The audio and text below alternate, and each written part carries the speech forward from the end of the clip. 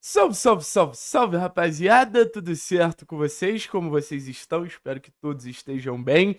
Seguinte, meu povo, não estou num cativeiro, tem esse climinha ali, meio porão londrino, né?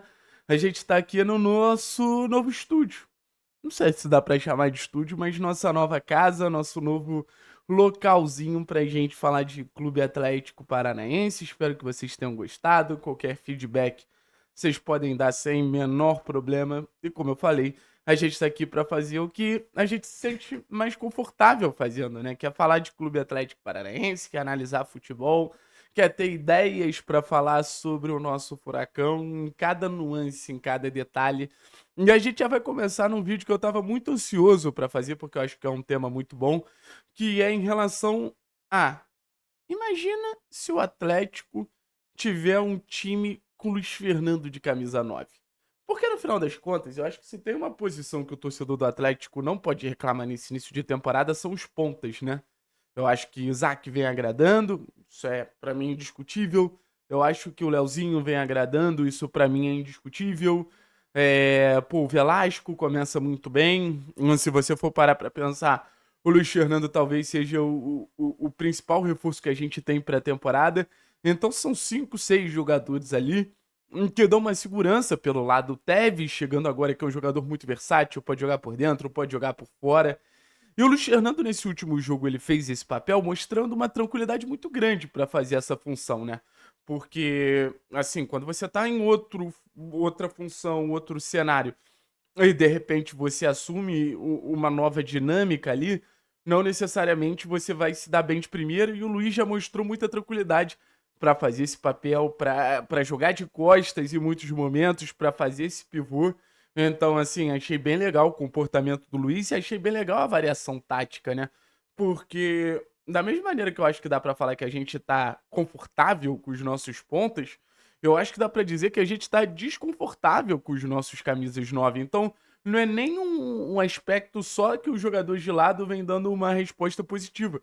Acho que tem muito também dos jogadores de centro de campo, jogadores de uma função mais de realmente ser esse finalizador, não estão entregando quanto a gente esperava. Babi, Mastriani, então Luiz aparece para dar outra característica, trazer outro perfil para a equipe que eu confesso pra vocês que eu gosto, que é esse perfil mais agressivo de atacar o espaço. Teve uma jogada que ele fez com o Isaac ali, atacando a profundidade nas costas do zagueiro, um centroavante, pelo menos os que a gente tem à disposição, não acho que faria esse tipo de jogada. Mas se você for parar pra pensar, o Luiz flutua, vem jogar, vem gerar superioridade numérica, vem gerar bons apoios. Então acho que o Luiz ele tem a característica pra ser esse cara. E ainda, obviamente, a capacidade de finalização. Eu acho que a gente não estaria falando de um jogador nesse sentido se ele não oferecesse capacidade de finalização. O Luiz já tem alguns gols na temporada, alguns gols mostrando que sabe finalizar bem, que dentro da área consegue se posicionar bem. Então você tá juntando um cara que se aproxima dos jogadores que vem de trás, abre espaço, finaliza bem, pô, dá mais mobilidade ao ataque do Atlético. E tem um detalhe quando a gente fala dos pontas do Atlético, né? Que é o seguinte, pô, os pontas do Atlético estão muito bem na temporada. Então, concordo. Mas pra mim, um grande aspecto disso tudo é os pontas do Atlético estão muito bem na temporada, mas não necessariamente todos são pontas, sabe? Você tem, por exemplo, o Isaac, sendo esse cara que joga muito aberto, num contra um, buscando a área, objetivo, buscando a finalização, mas o jogador da amplitude. Mas se você for parar pra pensar, por exemplo, o Luiz, o Leozinho, o Velasco, são jogadores ali que todos jogam mais confortáveis por dentro e com características diferentes. Velasco e Leozinho são mais da associação. O Velasco mais de um jogo mais móvel, de mais encaixes. O Leozinho mais no jogo associativo, de mais troca de passes, de mais construção de bola no pé. Aí você tem o Luiz sendo esse cara mais agressivo. Então você vai pegando a característica desses jogadores e você vai complementando e vai entendendo que não necessariamente são pontas. Porque o conceito de ponta é aquele cara que joga grudado na linha e vai pro drible, e vai pro um contra um. Eu acho que a gente tem um desse muito bom, que é o Isaac. Que eu não abro mão desse jogador no meu time de jeito nenhum, no time ideal do Atlético, né? O Isaac ele se sente muito confortável para ser essa peça do enfrentamento para ser essa peça do 1 contra 1.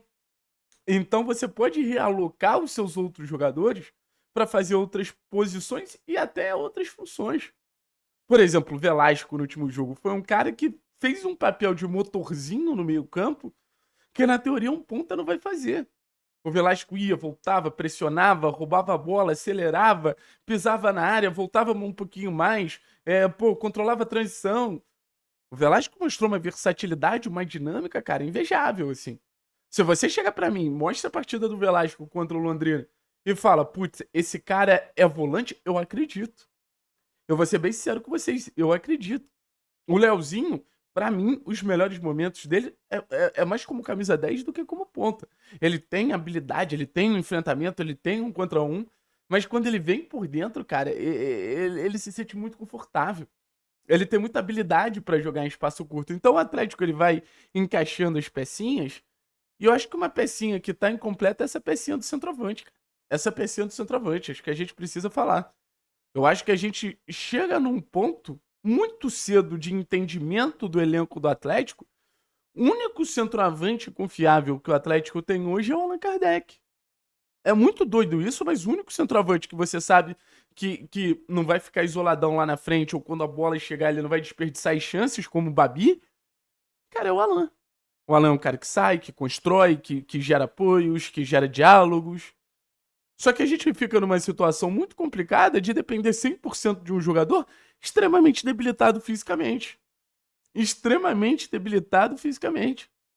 Então, no final das contas, o Allan entrega quando tá em campo, mas aí fica a pergunta, né? O quanto ele vai estar em campo? O Allan vai te entregar 20, 25, 30 jogos na temporada? Eu espero que sim, pelo menos numa Série B. 30 jogos do Allan Kardec numa Série B, pra mim, é garantia, se ele continuar mantendo o desempenho que ele vinha mantendo, de uns 10, 12 gols. Que é um número ótimo pra uma Série B. É um número que a gente vai estar extremamente satisfeito. Então o Luiz ele serve também para uma alternativa para essa indefinição que a gente tem hoje nessa ponta do ataque, sabe? Então acho que o Barbieri acerta muito nesse entendimento que o Luiz pode ser esse jogador. Acho que o Barbieri acerta muito nessa variação tática. O pessoal fala aí que o Barbieri não tem variação tática. O Barbieri tem variação tática pra caramba. Mas tem variação tática pra caramba. É só você entender um pouquinho ali, olhar com boa vontade aqui. E, cara, assim, é um processo ainda de descoberta, né, cara? Foi o que eu brinquei com vocês. O Atlético é um adolescente se descobrindo.